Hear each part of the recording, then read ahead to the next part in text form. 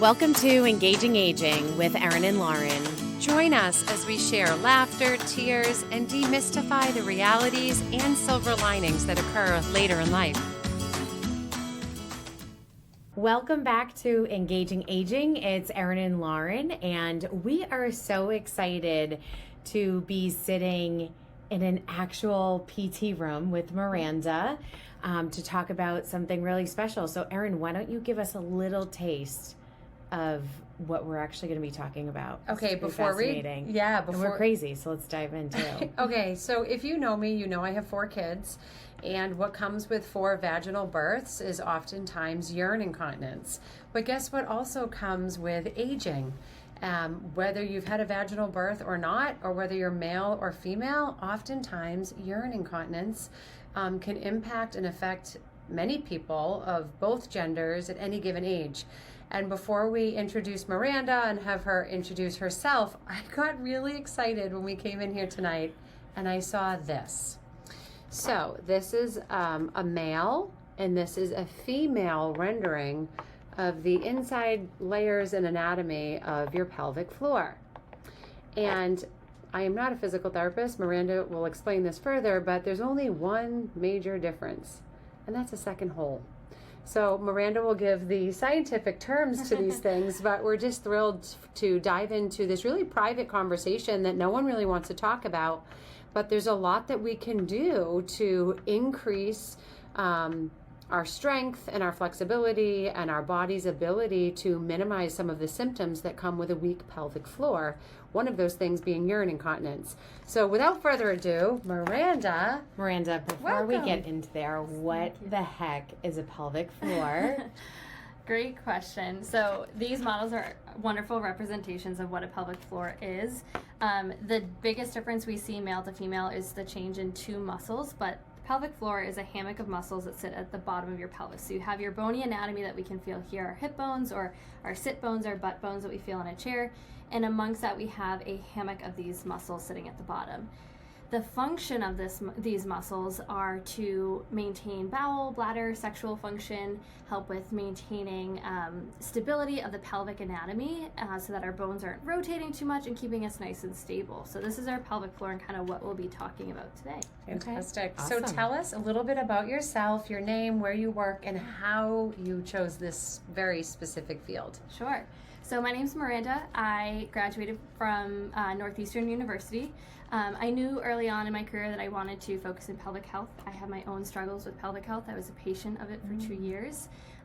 My world into battling endometriosis is what kind of provoked this for me. And I remember going into my PT's office, and she was the first person that kind of looked at me as an individual. And I remember all the time I'd have these symptoms that were going on, and I had like this laundry list. But I remember feeling like I could only pick like my big 3, otherwise people wouldn't take me serious. And she was the first person that really looked at me, and I said my big 3, and she said, okay, and what else? Because I know that's not it. And I was like, really? You want like the whole list? And I gave it all to her, and she saw the whole package. And I think that's really important, and what sparked my interest here is you need to know the whole package. It's not just about 3 things. People are more than just those big 3 issues. It's their whole life. It's what affects them day in and day out. So I went to PT school. I geared my training towards this. So my last rotation, I was very lucky. I did a 14-week rotation with a woman in Portsmouth, New Hampshire, who's been doing this for 20 years. She teaches classes all across the country. So I was very privileged in my learning and experience. Most pelvic clinicians go to a weekend training course and kind of start trial and error, see what works, see what doesn't work. So I was very privileged in my training, and it set me off early in my career to be able to specialize. So now I work at Fitzgerald Physical Therapy. I do this 40 hours a week. We have 2 other pelvic therapists here. Right now I'm the only therapist that treats both male and female genders, but one of my proudest things about working here is that we accept insurance. And that's a huge importance to me, because I remember having to pay a good chunk of change, a cash rate, to see my pelvic PT. And I'm all about making this more accessible, whether it be just information or being able to access services. So I have a question for you. Oftentimes, whatever the ailment is or the issue is, people don't know that there's a service or a resource out there. Why do you think pelvic floor health in general, it's not discussed, the resources aren't known? about? I think that there's a lot of social stigmas that we've layered into our society over the years, whether it be male or female. I think we've seen those barriers be broken down when it comes to females over the past several years, whether it comes to postpartum care or body autonomy and sexual expression, and those sorts of conversations have come forward a bit more. I think there's still a lot of work to be done there, but even still, I think there's a lot of stigmas around, oh, well, you've had a baby, well, of course you pee, or of course you get up 5 times during the night, and of course these things happen to you, or that your stomach's a little bit squishier than before. Those are what we call common things, but not normal things, right? We don't just accept those as being what they are. It's so refreshing, sorry, just to chime in here. As a woman that experienced 4 vaginal deliveries, it was never discussed. The only way I ultimately heard about pelvic floor physical therapy is when I really had to make the case to my OBGYN that like urine incontinence is having an actual impact in my life. What can I do about it? Right. And then I had to ask for the actual referral. Is it the same way in all countries, or is this really unique to the United States? It's hard to speak thoroughly here because I don't have the full gamut of perspective here, but from what I understand, there are some differences in other countries.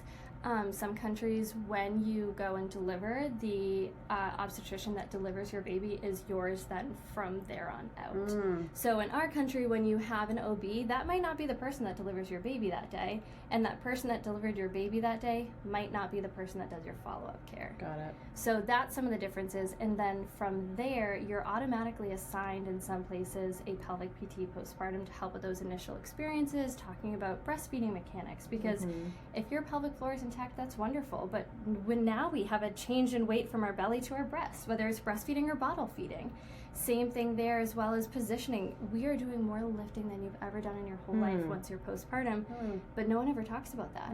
But if you are a construction worker who's lifting all the time, given varying weight but repetitive motions, there are laws and regulations in place to help protect your body and use your mechanics efficiently. Interesting. I never thought about it that way. Right. Very interesting. And touching back to, why socially we also don't have as much of these conversations, we see those stigmas for females. A lot of times when you hear about pelvic floor, it's called women's health. Well, how inclusive is that for a male to walk in here and expose his struggles or his challenges? And we know from research that women tend to get support in their social peer groups. They're more likely to have these conversations. Men aren't. Men are more so likely to sit on their symptoms for a longer period of time, so that when they finally make it in the door, their symptoms have been going on for so much longer. That makes so much So what sense. are some of those symptoms, I guess, for, there's obvious reasons if you've had a vaginal birth or, whatever, but for those that haven't, or for men, like what are things that they could be experiencing to say, oh my gosh, This could help me. Yeah. So it's very similar male to female. Some differences along the way here, but I am a young woman. I haven't had children, but I've had endometriosis, and that's one reason why someone might seek services. Other reasons are kind of going through in an order here, thinking about bladder dysfunction here. So urinary leakage or trouble starting a stream, a slow stream, pain with urination, any surgeries of the pelvic organs, so bladder, bowel, or reproductive organs for surgery there. Also thinking about if you're going to the bathroom too frequently or too urgently, all of a sudden your signals go from I don't have to go to oh my gosh, where's the restroom? If you're that person that you hit every stall, you know where every one of them are, your friends are teasing you. And we see this so often in older adult males, and it's just poo-pooed as common aging. But that frequency, the urgency, and to your point, there's such a social stigma against this that many men, and I don't know about geriatricians, but the average primary care physician, do you feel that they're aware that pelvic floor physical therapy can help alleviate these symptoms and give back quality of life to older men and women? That is a really good question. It kind of depends on where you're working. Some clinicians, I get providers referring their patients to me, and they're like, you need to go to see pelvic PT. This is absolutely what's going to make that difference for you.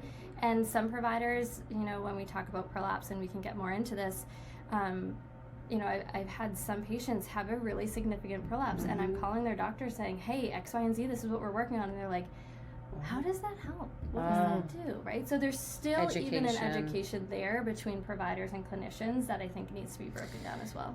To that point about prolapse, one thing I was fascinated to learn when I went through my pelvic floor physical therapy journey is the connection between bowel movements, urine incontinence, rectum, colon, and what is the connection between that whole space and how do they impact each other? So if we think about our pelvic dish here again, I'm going to be referencing the female anatomy as we most often see a prolapse occur with females.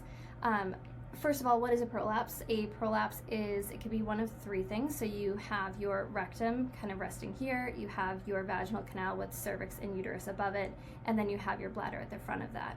So as we age tissues, the laxity kind of increases. We don't have this equal balance of hormones, which can cause breakdowns or weakness in the walls of the vaginal canal. The walls of the vaginal canal kind of keep bladder over here and rectum over here, saying, you stay in your lane, I'll stay in mine. As we age, that kind of breaks down. Postpartum, that breaks down a little bit. There is risk factors for that as far as other co-diagnoses and whatnot, but essentially it's when either the uterus and cervix can kind of descend down or fall down into the vaginal canal. The bladder could kind of push in, or the rectum could come in. So that's some crowding that can happen. And it ends up eventually, if untreated and progressed through poor lifting mechanics and whatnot, can then kind of descend and protrude out the vaginal canal. So some of these symptoms would be pressure, bulging, feeling like you have a tampon in or something you have to physically push back up and in. But to your question is, how does that then relate to bowel, bladder, and the pressure that you're feeling here is you're fighting for space in your pelvic cavity. You only have so much space, right? So if I have my vaginal canal here with crowding of my bladder coming in, and I have a full bladder, but not too much enough so that my sensors are saying, hey, you need to pee yet, but then I also have a full rectum of stool, now your stool is pushing up against that bladder, sending information to the brain that makes you feel as though your bladder is more full than it truly is, but it's just because it's being compressed. So this is why with prolapse, whether you're presenting with bladder urgency and frequency, we're still talking about your bowels, and same vice versa, right? They play onto each other. I think so often, and Lauren, you can speak to this in our line of work, just talking about bladder and bowel incontinence has so much just shame and fear, and that we've, really built our approach and our practice on creating a safe environment with deep trust and rapport so that we can have these conversations. That's why we're thrilled to have you on the podcast today, that people can listen to this in the privacy and comfort of their own home without any of that stigma and embarrassment. But what do you find is is it like constipation has more of an impact on the prolapse, or opposite of that, loose bowel movements, or it just depends on the scenario? So I would say even bigger than that, if I have prolapse is one of my favorite things to treat, because I think it's the easiest way to empower someone about their body, because most people are like, it happens, you just push it right back up. And the biggest takeaway, if you learn nothing else from me about prolapse, it is pressure management. That is your biggest risk factor. Above all else, above the bowel movements, above sexual function, above bladder function, it's pressure management, right? If we think about our torso, this is my go-to here. If we think about our torso as a can of Coke, right? So closed can of Coke, you squeeze that can, it's pressurized, it's firm, you can feel all the density and the pressure there. Crack that lid open, you can squeeze the can and that pressure's gone, right? You have a pathway of least resistance that pressure can come out. Close that can of Coke, poke a pen hole in it. Now you have all that pressure pouring out, right? But then what if you cracked that lid again? Well, that hole up top is bigger than the one down here, so your pressure comes up and out. Okay, so now take that and apply it to your body. Your pelvic floor is the bottom of your Coke can, your core is the front, and your glottis in your throat, where we can close off and go, right? That is closing your can of Coke. So if I go to lift up the laundry every day, or mow the lawn, or get out of bed or a chair, and I go, every single time, and I have a weak pelvic floor and a prolapse, Interesting. that's my pen hole, right? I'm putting my pressure down. So yes. Which is that's your natural instinct to close off up here. Exactly. And Yes. And so, it's important to talk about the bowels, and it's important to talk about the bladder, but if 50, 100 times throughout the day you're closing off your airway and putting pressure down, that is more detrimental than one bowel movement a day. Potentially. This is a theory here, right? But this is fascinating, and Mom, if you're listening, I'm sure you won't kill me because it's for the greater good of all. My mom's a farmer. She has done her entire life heavy lifting on a farm all day, still does, and she has major pelvic floor issues, including rectum prolapse. Yeah. And so this makes so much sense to me that when we just like grin and bear it or push up, I'm wondering if statistically, like weightlifters and other people have more occurrences of this later in life. Yeah. And now I want to ask the question of my clients, like, what activities did you do throughout your life, and all of that. It's so but interesting. also, what do you do now to make a difference? Like, if you're going down to reach something and you're naturally doing that, is there something Yes. else that you can be doing? So happy you asked. I'm gonna get this tattooed on my forehead one day. My patients always laugh. Don't do that because you have a beautiful face. Thank you. They always tease me because I'm like, keep your E's together, keep your E's together. What does that mean? If it requires effort, you exhale. You get to choose where that pressure goes, right? So if you're going to go and push something, if we exhale and use our muscles to support that air coming up and out of this bigger hole here, right, this bigger weak spot, our glottis, our throat, then that pressure isn't going to want to go to find someplace else. We're directing it up and out of our torso. So what I say to people, and I think we understand this with exercise, if you're going to squat, right, you inhale, you exhale as you stand and you squat. We understand that with exercise, but then when we get out of bed, we go, ugh, and we get up. But what if you stand up, keep your E's together? If it requires effort, you exhale. Such an easy thing. I literally Such was an with a aha client moment. yesterday moving in, and she sat down to test out her new bed, and it was one of those, Yeah. and now as I'm like doing it, you can feel that the pressure pressure. going down. Exactly. So breathe it out. All right, As so you- my next question, I am naturally sitting here doing kegels while you were talking. Like, is that something that we should be doing? Or if you're, like, do you need to really know and understand what's going on with your body more so than just doing kegels? Because I think Yeah. as women, we're all saying, do your kegels. Yeah. But does that really make sense? Or do you need to understand more about what's happening with your own body? I think this is the biggest misconception about pelvic floor PT is that everyone should be doing kegels, and if you can't go see a pelvic PT, just do some kegels and it'll fix it. I've even had providers say to patients that are coming to me with urinary leakage, whom their presentation does not warrant kegels. It is it's like the bane of their existence. They should not be doing kegels. And their provider's like, hey, just, do some kegels, get the pelvic floor stronger, right? No, not everyone should be doing kegels. People with pelvic pain should not be doing kegels at that time. When we think of urinary leakage, I think this is the bigger place that we talk about kegling. What is kegels? First of all, kegels are all of these muscles contracting and squeezing, just as if we contracted our bicep and made a bicep curl. That is that squeezing, lifting, holding back gas or urine. For males, we sometimes cue this as lifting your genitalia or thinking about shrinking and pulling the penis back into the body, for those of you that don't know how to contract them. So a kegel, when we think about urinary leakage, most of the time everyone assumes it happens because, your pelvic floor muscles must be too weak, it must not be able to kink off the urethra, therefore leakage happens. And that can be one cause.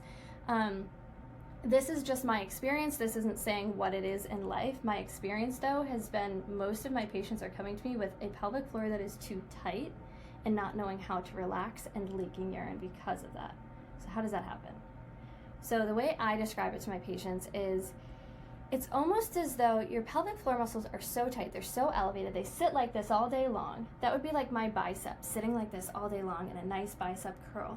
And then I add a 5-pound weight by the end of the day. Well, if I'm contracting all day long and then you add a 5-pound weight to this, I'm gonna go, I can't do it. I'm gonna give out, I'm gonna break that damn brakes for a moment to kind of take off some of that load and pressure. That's what we're seeing happen with the pelvic floor.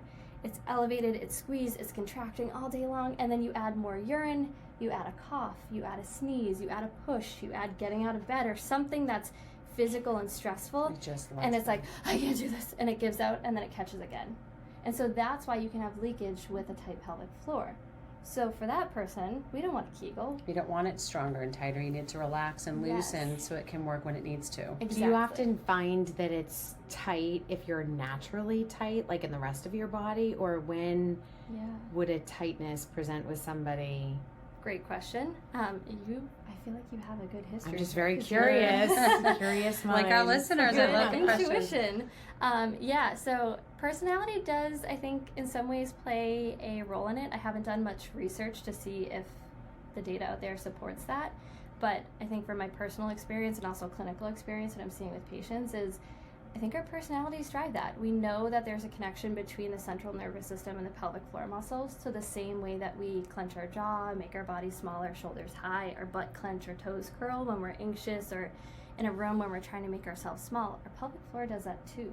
And some people are more prone to that. So people with endometriosis or chronic pain in general. Or trauma, sexual trauma, Exactly. not feeling safe. 100%. Different personality types as well. If you're that high-strung type A perfectionist type person, that go, tend to suspect maybe more pelvic tension, potentially more pelvic pain. So a lot of the work that we do here to treat, because you had alluded to, all right, so that person doesn't want to Kegel, we want to relax, lengthen, retrain. Well, how do we get those muscles to stop doing that?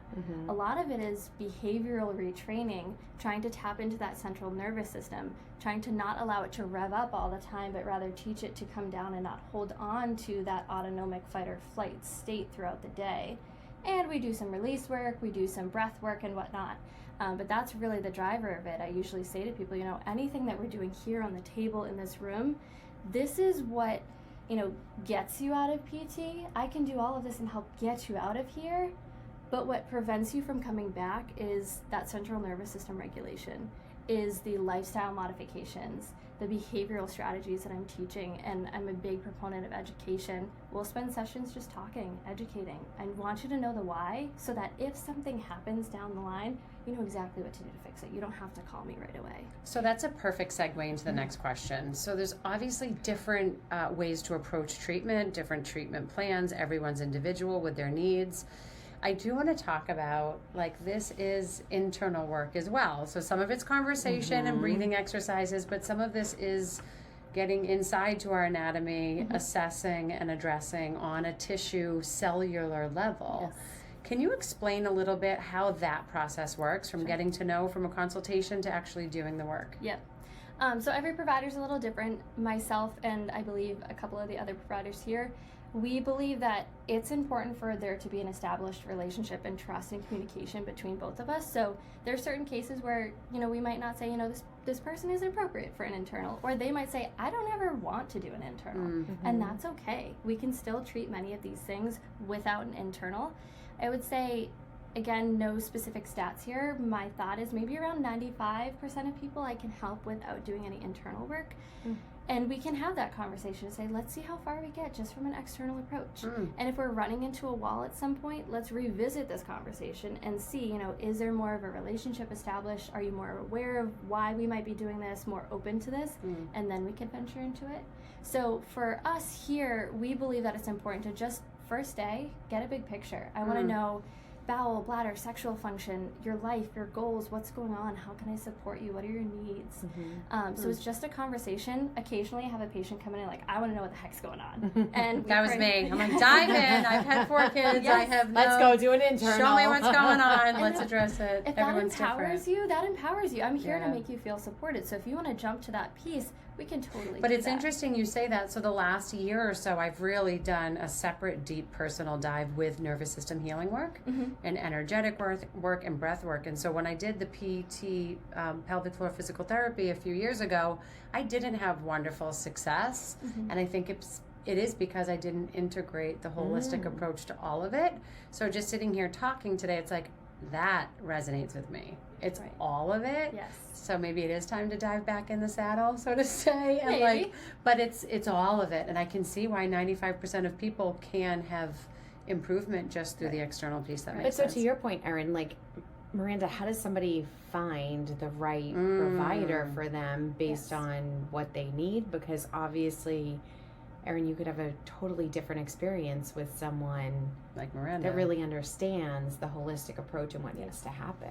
I would definitely say it's a process. It's not necessarily as easy as just saying, oh, I'm going to go to a PT and treat an ankle, right? When we're in school, when you go through PT school, you have to do the whole body. But the pelvic floor tends to be, if at all, spoken about, maybe a lecture, maybe a week-long course if you're someplace that's really generous here. But most of the time it's like, well, if you pee, do kegels, and if there's pain, relax, stress management. And so it's not as easy to just say, well, I'm going to go to any pelvic PT. And we also want to consider, what their practice models are like. How much time are they spending with you? Is it a private treatment room? Here it's a private treatment room. It's one-on-one. You get 45 minutes with your therapist. There's been places that I have heard of where you're going into a big, large area and you're discussing these really intimate details of your life in an open setting, and that's just not appropriate. No. Right? Even in this one-on-one setting behind a closed door, I even find on that first session in those first couple of weeks, patients are holding back because they don't know what's okay to share. They don't know what judgment might be cast upon them for sharing things. From my perspective, none, but they don't know that. Right. Now, can you imagine doing that in a room full of people? No. So there's that. Also checking, what is their training? What is their scope of training? Did they just do a weekend course? Have they done continuing education? How often are they practicing this? Are they doing it full time? And there's no judgment to be cast there, right? You could be doing this 10 hours a week because it's your passion, but something else serves you differently. But just to get a good understanding of, how much exposure do they have? What is their training? Getting to see if maybe you can do a phone call with them, right? Not to go into your whole history here, right? That's what your evaluation is for. But to get a sense of the therapist's demeanor, their character, their intentions. I think most providers that truly, truly care about, your best interests would be okay with a 5-10 minute phone call just to say, hey, I'm Miranda, it's nice to meet you. What are some of your initial concerns or hesitancies coming into the room? How can I make you most comfortable walking in? So I'm sure for a lot of our listeners, there's been a lot of aha moments, like, okay, maybe this is for me. Can they just come to you and say, here's what's going on, there's a consultation, and then you can bill through their insurance? Or do they have to go to their primary care physician, talk about their potential issues for them to then refer to you? Sure. So insurance is a little nuanced here, so try not to be too generalized. Most insurance companies will cover pelvic floor PT. Medicare. Do you know about Medicare specifically? Medicare will cover pelvic floor PT. It's the supplementals that can sometimes be challenging. Okay. But for the most part, insurance companies will cover pelvic PT the same way they would if it was your foot or ankle. So you encourage people, anyone listening, call your insurance provider. If you are over 62, open enrollment comes in October. So if pelvic floor issues plague you, you can make changes in October to your plan to make sure your supplemental insurance does cover pelvic floor PT. So for the most part, it depends on what your insurance requirements might be. You might need a prescription, you might need a referral from your doctors. In Massachusetts, we're a direct access state, so some insurance companies, you can just kind of blow past needing a referral or prescription. You can just come right in. Others, not so much. So definitely call and ask and see what your benefits are. Here, our front admin staff is very nice. They will check that on your behalf as well and communicate that to you, but to be well informed, we always say to do that yourself. But for the most part, it should be covered very similarly to your typical PT session. So whatever your benefits are, if you get 30 visits per calendar year to use on PT, that's what you get. That means if you need to see me for 10 of those to square away whatever's going on pelvic floor wise, you get 20 left to deal with your foot or ankle if that comes up down the line. This is great. Lauren and I talk often with our clients at different educational events and one-on-one with consultations. It's so important that you feel aligned with the professionals that you choose to work with. And I think more than ever, if the professional is someone that needs to go on an intimate deep dive with you to address the stigmatized issues of pelvic floor health, this is the time more than ever to make sure that you feel in alignment with that professional. So is there any parting words for anyone out there who may be and maybe has been suffering for a long time with some issues with whether it's urinary incontinence or prolapse scenarios, like what's your advice? What are your parting words on this topic? I think the biggest thing I would say is, at least have the conversation. At least make the phone call. At least get in the room to have a conversation. There's no requirements that you continue with that therapist. There's no requirements that you continue with that plan. Just take that first step and see what it's about. Ask some questions. Don't be afraid to kind of share what's going on. I can understand both from personal experience the nature of this. It's hard to be vulnerable. This is the person to share those things with. There is no shock and awe. You're not going to surprise us. We've heard it all, but that doesn't make it any less uncomfortable for the people that are coming to see us. It's more than just bladder dysfunction. It's more than just postpartum care, right? We can talk about infertility. We can talk about bowel challenges. We can talk about pain with intercourse. None of those things should just be accepted as your body. Don't let the social stigmas kind of get you down. We're in this new wave of where we're saying common but not normal, right? Yes. These are things that happen.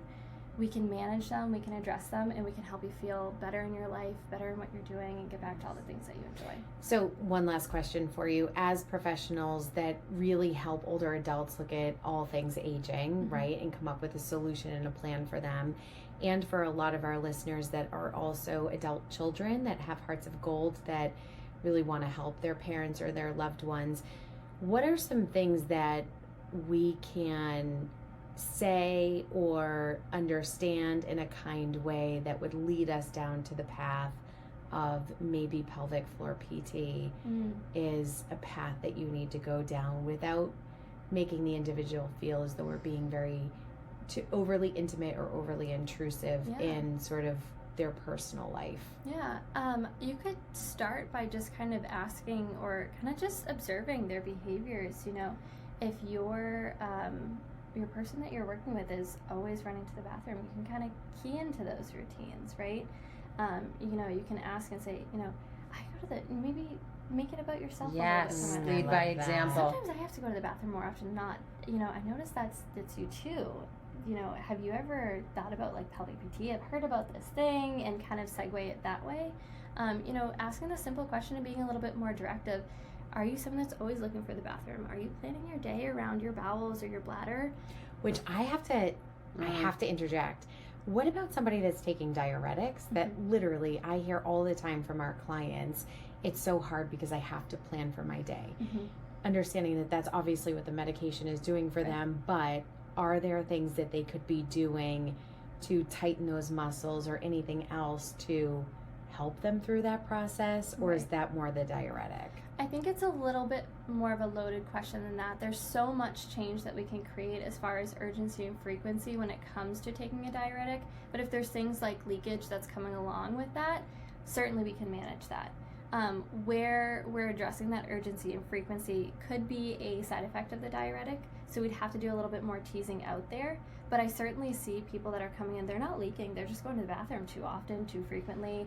You know the difference between a good long pee versus a tinkle, and you're like, all right, that wasn't worth the noise, right? And teasing out those bladder retraining behavioral strategies, those urge suppression strategies. I think another great thing you can ask is if there was a solution to your frequency, or if there was a solution to your leakage, would you explore it? Would you explore? Would you learn more? That's a great way to phrase it. I'm going to steal that. Would you want to learn more? And if the answer is no, I would say, why not? If the answer is yes, well, we have some resources for you. That just isn't, I think when we normalize it and we just say, feel, felt, found, right? Many people I work with have experienced the same thing. And feel maybe embarrassed or ashamed, but what they have found when they start doing the work and learn more is that they can live, their best lives. And I think the more we come together to have these conversations, we really start to change the way we view and support aging in America and cut down this ageism that when you were speaking earlier, it is just accepted that as a body ages, you will become forgetful. That's a lie. That is not normal, healthy aging. You will have frequency, urgency, and pain with intercourse or urination. No, that is not necessarily the truth. So by shedding light on these topics, we're able to say, no, that's just ageism and not true. Right. So let's find resources to feel and thrive later in life, at any point in life. Absolutely. Love that. Yes. Miranda, we Thank you thank so enough. much. Thank you for having was me. awesome. I loved getting to geek out about this and answer all the questions and kind of debunk a couple things. So thank That's you for great. the opportunity. I'm sure it's not the last time we'll be talking with you. Good. Be sure to like and follow us. We hope to have some upcoming in-person events and online events with Miranda to continue to shed light on this. And happy peeing to all of you. Yes. Thank you. Take Thanks. care. Thank you. Thank you for joining us today. To continue the conversation, follow us on social media at Dovetail Companies or visit us online at dovetailcompanies.com. And remember, change can be difficult. Aging doesn't have to be.